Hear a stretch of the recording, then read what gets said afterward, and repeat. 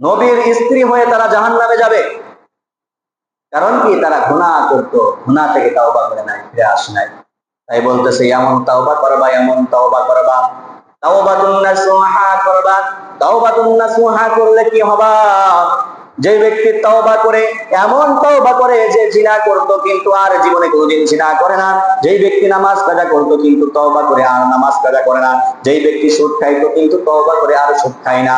যেই ব্যক্তি গীবত করতো, গীবত করা ছেড়ে দিয়ে দিয়েছে, তওবা করে আর গীবত করে না, গীবতকে ঘৃণা করে।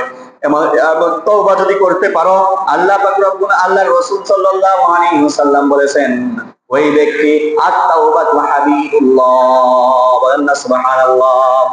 আল্লাহ রাসূল বলতেছেন ওই ব্যক্তি আল্লাহর হাবিব, আল্লাহর বন্ধু হয়ে যায়। আল্লাহু আকবার।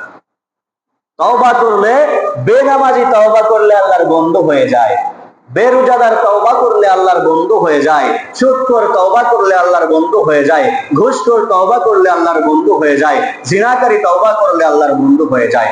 আর ভালো মানুষ তওবা করলে কি হয়?